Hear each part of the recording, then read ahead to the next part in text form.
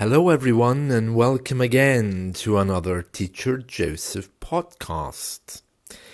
Today, we're going to talk about October, which starts in a few days. So, one of the biggest things about October, as I'm sure you know, is Halloween. And it would be nice for a moment just to reflect on what that actually is and where it comes from.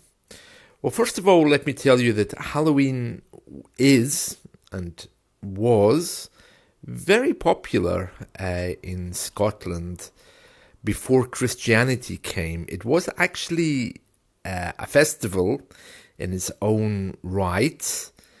It came from the Celtic people.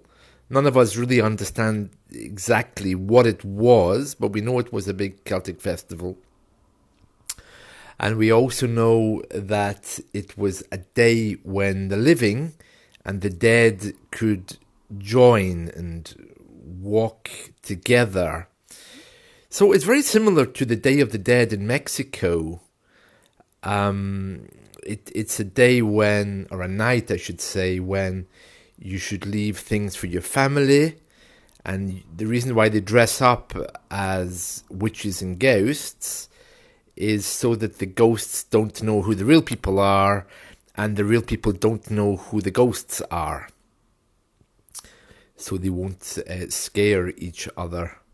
How it came into existence and where it came from, I don't know.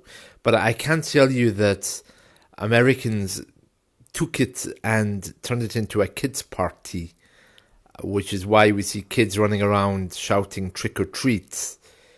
And if you ask me what that means or where it came from or how that's enacted, it seems to be some American custom where the children go and knock on the neighbors' doors and say, okay, shall I do a trick or do you want to just reward me? It means, do you want me to do something for you, like dance or sing, or are you just going to give me sweets? These days, many people are concerned about kids' safety, so they don't let their kids out. When I was growing up, we didn't have pumpkins. We used turnips to create the same effect, and we made jack-o'-lanterns out of them. Again, that's something which goes way back in our history. That's not something recent, and certainly not something American, although the pumpkins probably are. I do like the movie about Halloween in the Charlie Brown series. I don't know what it's called.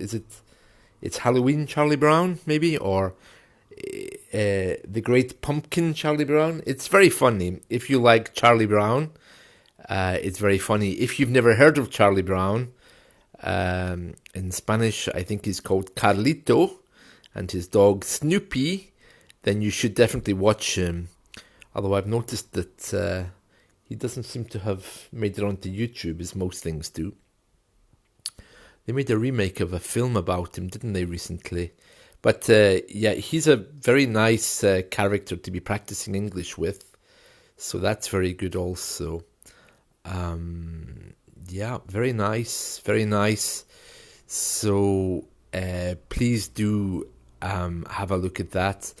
Other things about Halloween, well, it's just one of these festivals. It seems to be getting darker every year. I mean, when I was younger, you put a white sheet over your head and cut eyes in it and pretended to be a ghost. Now you have to be a zombie and have blood running down your face. So horrible. Yeah, so it's not the best thing. So it's on the 31st of October. And of course, because it was ancient when the church came along, it put some similar Christian celebration the day after, as it does with all these things. It did the same with Christmas. As it expanded, it tried to encourage people to move from one festival to the other, or to kind of like feed off it. So I think the day after Halloween is All Saints' Day or All Souls' Day. And many countries in the world go to church on that day or go to the cemetery. Especially Mexicans, they have a big habit of that. So it's something which predates religion here, but we don't know what exactly how or what. Unfortunately, the Druids, the Celtic people, didn't leave any record. They didn't write anything. They were purely a group of people who spoke.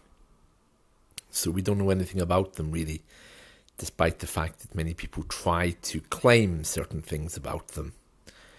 That's Halloween. Other things in October? Well, I don't know. I think the clocks change usually in the last Sunday of October by 1 hour. So that's another thing that happens. If you have friends in the UK, just be aware of that, because you could find yourself in a different time zone from them if you're arranging to meet them. That happens in the last Sunday of October. It's usually Sunday morning at 1 a.m. or 2 a.m. it changes. And you can always remember that by the proverb, spring forward, fall back. That's two phrasal verbs. But that's really good for us, because that means that we can use that proverb to remember when the clocks go forward or back. So spring forward, spring, the clocks go forward. Fall back, the autumn, they go back. So fall is the American word for autumn. So guess who created the proverb then? Spring forward, fall back, two phrasal verbs, but if you apply them to seasons, it reminds you of which way the clocks are going. So that means that in a few weeks, 2 or 3 weeks anyway, the clocks will be going back. There we are, that's us. And that's really all I want to say today. I just have noticed a story there on the BBC about the BBC is about to make its broadcasts much wider, especially in Arabic and Persian. Just flashed up on my screen there. So I thought I'd share that with you too. That's it. See you soon. Take care. Bye.